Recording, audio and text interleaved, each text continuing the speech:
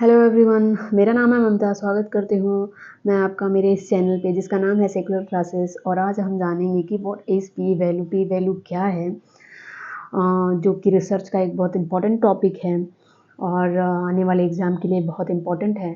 तो चलिए समझते हैं कि क्या है पी वैल्यू। तो यहाँ पे जो कि जैसा कि डेफिनेशन लिखा हुआ है कि पी वैल्यू मतलब पी का मतलब होता है प्रोबेबिलिटी। प्रोबेबिलिटी का मतलब होता है प्रायिकता, किसी चीज़ के आने की कितनी प्रायिकता, कितनी संभावना।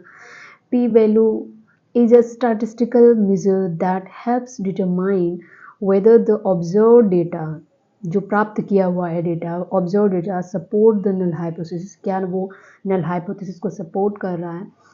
It indicate the likelihood of obtaining the observe result or one more extreme if the null hypothesis true.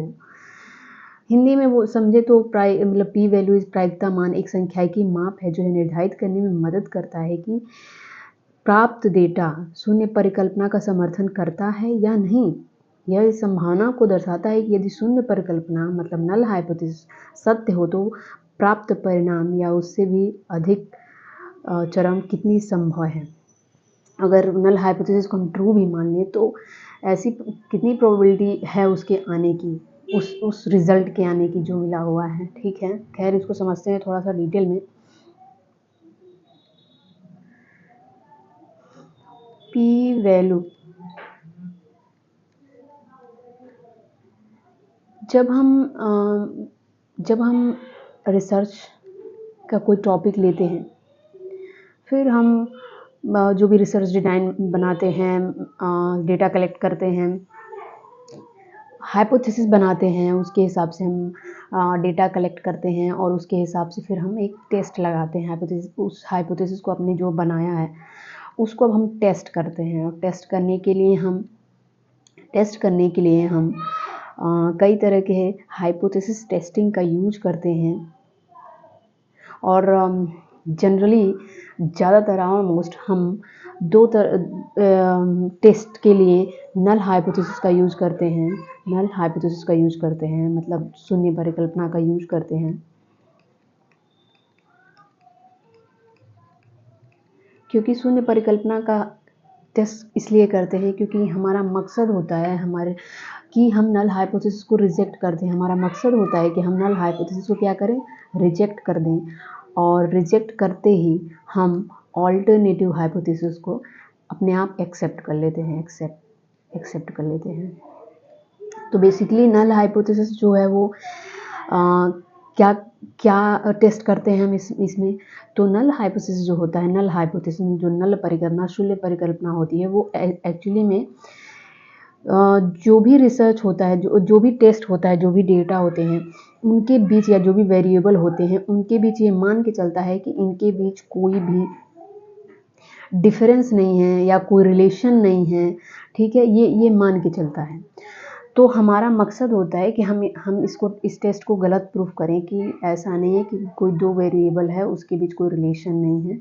अगर ये गलत साबित हो जाएगा तो कहीं ना कहीं हमको एक डायरेक्शन मिल जाएगा कि भाई कोई न कोई रिलेशन है, या कोई न कोई दोनों वेरिएबल्स के बीच रिलेशन है। वो निगेटिव है, वो पॉजिटिव है, वो जो भी है वो पता चल जाएगा हम लोगों को। तो बेसिकली पर जब हम नल हाइपोथेसिस को टेस्ट करते हैं, उसमें इसको भी रिजेक्ट करने के लिए हमें एक स्ट्रॉन्ग एविडेंस की ज़रूरत पड़ती है, जिसको हम पी वैल्यू से डिसाइड करते हैं। पी वैल्यू भी एक मतलब एक इम्पॉर्टेंट रोल प्ले करता है to reject the null hypothesis. ठीक है, और हमेशा हम ये कोशिश करते हैं कि जो पी वैल्यू है वो अल्फ़ा जो कि सिग्निफिकेंस लेवल होता है, शायद आप लोग को पता हो सिग्निफिकेंस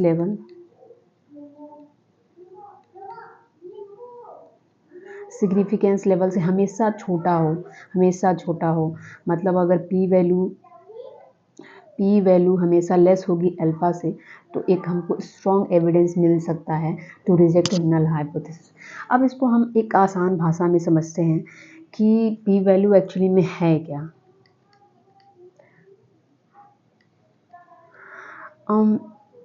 मान लीजिए कि हमने मतलब पी वैल्यू जो है वो कोई भी डेटा हमने लिया हुआ है, कोई भी डेटा लिया हुआ है, उनके बीच के डिफरेंसेस जो आ रहे हैं वो डिफरेंसेस जो आएंगे या आ रहे हैं, पी वैल्यू ये पता लगाता है कि क्या ये डिफरेंसेस जो हैं जो भी वेरिएबल्स क्या ये डिफरेंसेस जो हैं वो रैंडम आ रहे हैं या बायसनेस की वजह से आ रहे हैं, या कोई कुटिलता की वजह से आ रहे हैं, या रैंडमली आ रहे हैं। ठीक है, तो पी वैल्यू जो है पी वैल्यू की हमेशा ये कोशिश रहती है पी वैल्यू की कि भाई ये रैंडम नहीं आ रहा है, ये किसी न किसी वजह से आ रहा है। ऐसा नहीं है कि रैंडमली दो वेरिएबल्स के बीच जो भी रिलेशनशिप डेवलप हो रहा है या कुछ रिलेशनशिप दिख रहा है वो एवं ही हो रहा है, इसके पीछे कोई ना कोई रीज़न है, रैंडम नहीं है। तभी तो हम, जैसे कि मान लीजिए कि हमने एक मेडिसिन लिया, ड्रग लिया, और हमने बोला कि ये जो है वो बुखार को ठीक कर रहा है। ठीक है, बुखार को ये ठीक कर रहा है। फिर हमने इस पे एक टेस्ट लगाया, नल हाइपोथेसिस। हमने ये मान के चला कि ये जो ड्रग है, ये जो दवा है, वो उसका बुखार पे कोई असर नहीं पड़ रहा है। ठीक है, कोई असर नहीं पड़ रहा है। फिर और तब हम जाके नल हाइपोथेसिस का टेस्ट करेंगे, उसमें हम पी वैल्यू भी टेस्ट करेंगे, और पी वैल्यू में हम देखेंगे कि भाई ये जो मान लीजिए कि उसमें अगर 100 पेशेंट हैं तो उसमें 5 पेशेंट जो हैं वो ऐसे ही ठीक हो गए और बाकी 90% दवा से ठीक हुए। तो पी वैल्यू ये पी वैल्यू जो होगा वो ये कहेगा कि भाई पी वैल्यू को हमेशा 5% से कम होना चाहिए। पी वैल्यू बोलेगा भाई ये जो 5 पेशेंट जो ऐसे ठीक हुए हैं ये बहुत कम है, ये रैंडम है, जो 5% है, 5 ही लोग हैं, 5% हैं जो रैंडमली ठीक हुए हैं, बाकी तो दवा से ठीक हो रहे हैं। तो ऐसा नहीं है कि हम नल हाइपोथेसिस को ट्रू मान के चलेंगे कि रैंडम कोई रिलेशन नहीं है, दवा से कोई इफेक्ट नहीं पड़ रहा है। तो पी वैल्यू बेसिकली यही शो कर रहा है कि दिस इज़ नॉट मतलब ऐसा नहीं है कि रैंडम हो रहा है, इसके पीछे कोई न कोई वजह है, कोई न कोई रीज़न है। तो जब पी वैल्यू ये शो कर रहा है और पी वैल्यू ये शो कर रहा है, तो हमें कहीं न कहीं H0 को रिजेक्ट करने की, नल हाइपोथेसिस को रिजेक्ट करने की स्ट्रॉन्ग एविडेंस मिल जा रहा है। ठीक है, यही बेसिकली पी वैल्यू है और कुछ भी पी वैल्यू नहीं है। और पी वैल्यू के लिए कुछ 3 मेजर वैल्यू हैं जिस पे हमको एक स्ट्रॉन्ग एविडेंस मिलता है टू रिजेक्ट नल हाइपोथेसिस। ठीक है, वो मैं बताती हूँ। जैसे कि एक पी वैल्यू को रिजेक्ट करने की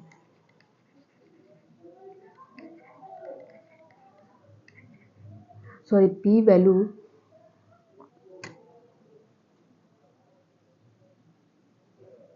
एक मिनट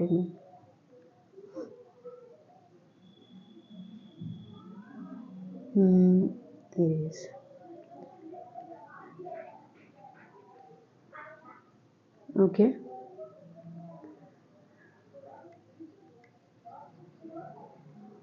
पी वैल्यू का रेंज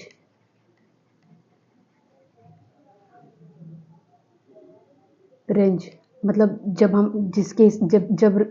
नल हाइपोथेसिस को रिजेक्ट कर देंगे तो क्या वो रेंज हैं उसके, मैं बताती हूँ। पहला है, अगर इफ पी वैल्यू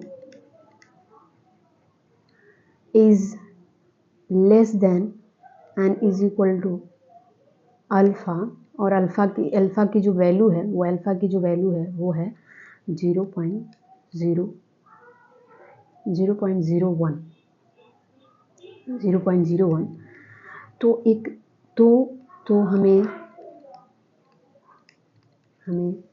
एक strong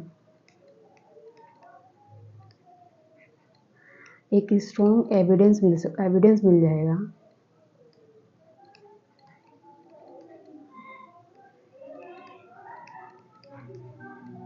to reject null hypothesis.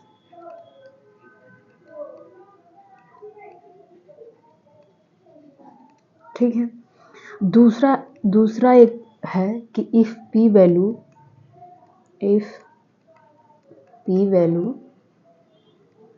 is less than n is equal to 0.05, तो भी हमको एक बहुत स्ट्रॉन्ग नहीं लेकिन एक मध्यम,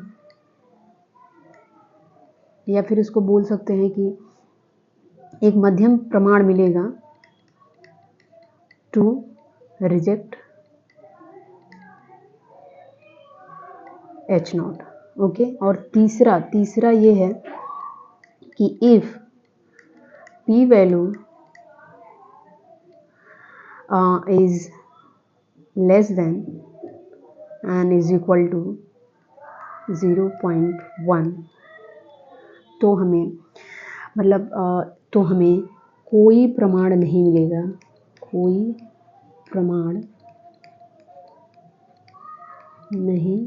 मिलेगा, टू रिजेक्ट H0। ठीक है, तो कभी कभी एनडीए सवाल पूछ देता है कि अच्छा कौन से रेंज पे जो है वो p वैल्यू को मतलब नल हाइपोथेसिस को रिजेक्ट किया जा सकता है, तो वो देगा जैसे कि 0.01, अल्फा की वैल्यू 0.0, ऐसे ही स्टेटमेंट देगा, p value is less than n is equal to 0.01 और p value is less than n is equal to 0.05, ऐसा दे दिए।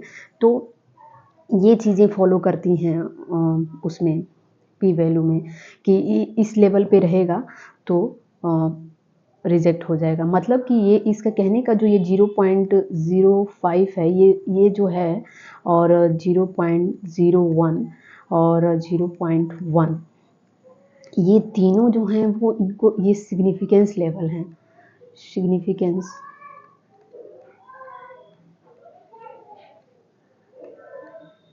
हैं, जिसको अल्फ़ा से डिनोट करते हैं।